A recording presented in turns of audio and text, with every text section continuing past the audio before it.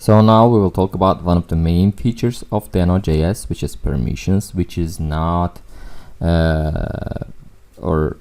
developed in Node.js. Okay, so let's get into that. So I will talk about the different permissions flags, and we'll go in the coding part or action part. Alright, here we have a list of permissions. So we cannot do anything, access a network or read something from the files without the permissions. Okay, we have different kind of permissions here, which is allow all, which is allowing all the permissions, allow in env.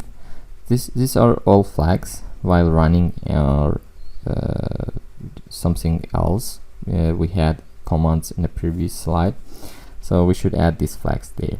So allow env means allowing environment access for things like getting and setting of environment variables. We don't need to do that here because while we are downloading the Deno, it's automatically set it. But if you want to change, you can use this. Allow HR time, which is allowing high resolution time measurement. We are not using here this. We have allow net, which is allowing a network access. You can just run this part to allow the all networks, but this part is allowing the specifying the network. For example, specifying the website, for example Denoland. Allow plugin, which is allowing loading the plugins. Allow reading the file system. Allow running the subprocess. Allow write is writing access for file system. So we'll see some of this in action. So let's see that. So here I'm gonna create a new file called permissions.ts. Okay, we'll first start with a read permission. That's why I'm gonna create also a file which is test.txt. okay, here I'm gonna say hello world. Okay, here I will say var text txt. Okay, so I will just say Deno dot read text file.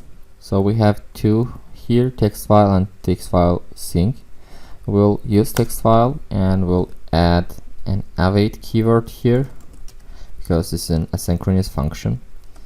So, and I will read the test.txt file from the same directory. So, and I will console.log.txt. So that's all that this file should do.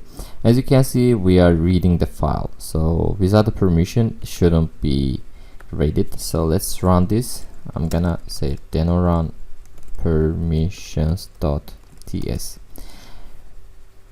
okay, as you can see, it say cannot resolve the model permission. Or okay, I had a typo, that's why it's saying. Oh, okay, I had a typo in the file name, that's why. Let's not change that, just here remove this I. Okay, as you can see, it's checking, but it says uncov permission denied, read access to. Okay, we should have a read access here.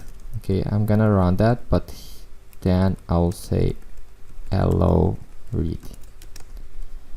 As you can see, adding the allow read flag helps us or lets us to read the permission ts and this file here. Okay,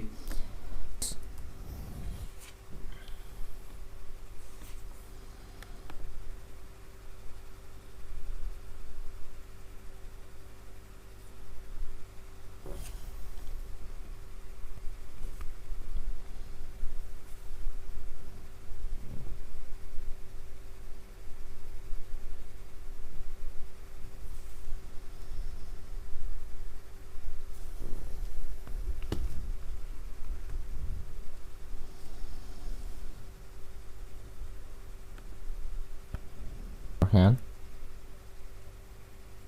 So now I will show you some examples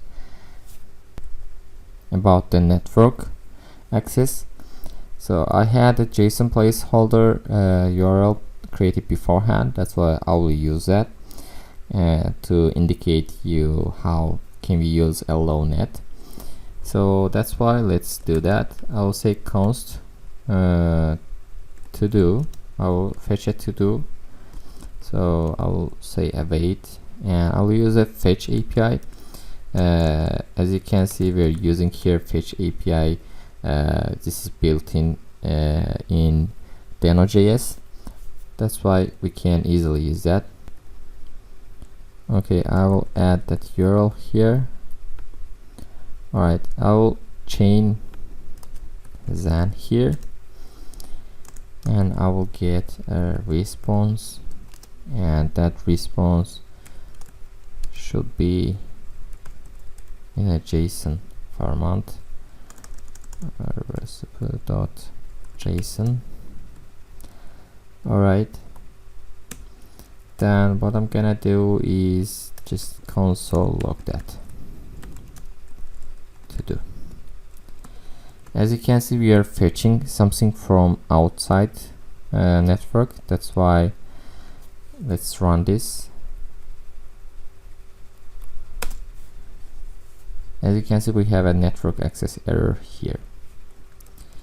I'm gonna clear this, and I'll say hello net. As you can see, it's working. So we have added allow net here. It's a flag for allowing the networks in the file, and this is what it returns as a to do.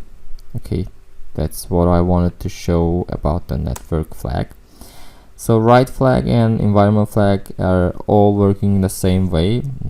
So use that with this way, Deno, the command, and flag in between, and the file name at the end.